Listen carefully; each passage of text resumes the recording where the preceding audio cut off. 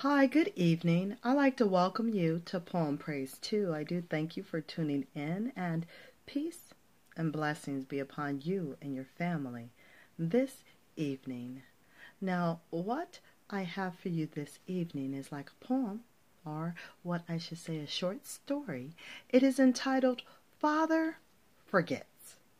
It's by Livingston, Larned, and this is for fathers and also for mothers. Now, without further ado, Father Forgets goes like this. Listen, son. I am saying this as you lie asleep. One little paw crumbled under your cheek, and the blonde curls stickily wet on your damp forehead. I have stolen into your room alone. Just a few minutes ago, as I sat reading my paper in the library, a stifling wave of remorse swept over me. Guiltily, I came to your bedside. There are the things I was thinking, son. I had been cross to you. I scolded you as you were dressing for school, because you gave your face merely a dab with a towel. I took you to task for not cleaning your shoes. I called out angrily when you threw some of your things on the floor. At breakfast, I found fault too. You spilled things, you gulped down your food, you put your elbows on the table, you spread butter too thick on your bread. And as you started off to play and I made for my train, you turned and waved a hand and called, "Goodbye, Daddy." And I frowned and said in reply, "Hold your shoulders back." Then it began all over again in the late afternoon. As I came up the road, I spied you down on your knees playing marbles. There were holes in your stockings. I humiliated you before your boyfriends by marching you ahead of me to the house. Stockings were expensive, and if you had to buy them, you would be more careful. Imagine that, son, from a father. Do you remember later, when I was reading in the library, how you came in timidly with a sort of hurt look in your eyes? When I glanced up over my paper, impatient at the interruption, you hesitated at the door. "What is it you want?" I snapped.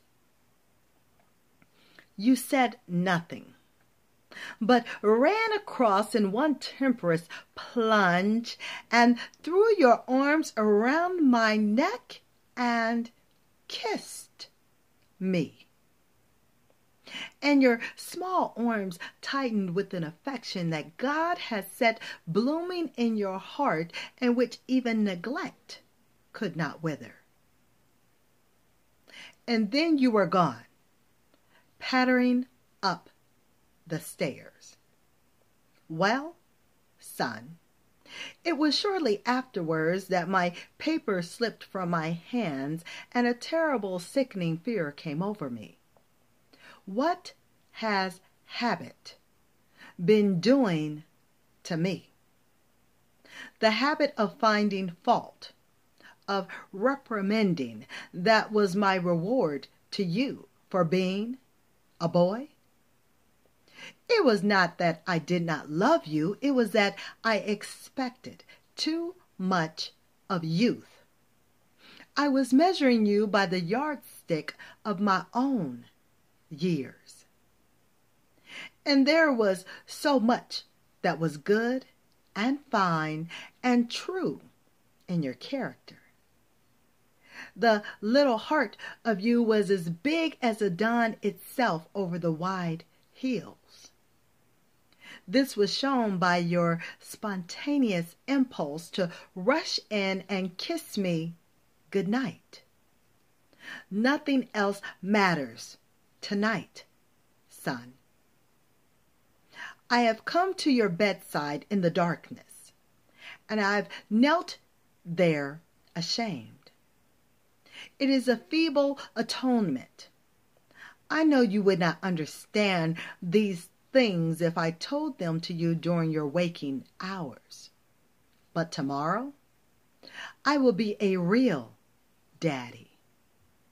I will chum with you and suffer when you suffer and laugh when you laugh. I will bite my tongue when impatient words come.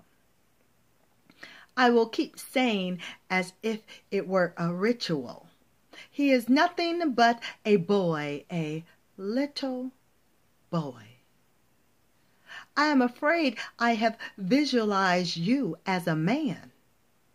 Yet as I see you now, son, crumbled and weary in your cot, I see that you are still a baby. Yesterday you were in your mother's arms, your head on her shoulder. I have asked too much. Too much. And that does complete Father Forgets by Livingston, Larned, here on Poem Praise 2. I want you and your family to be blessed, and may peace be upon you. From me to you, here on Poem Praise 2. Until next time, later y'all.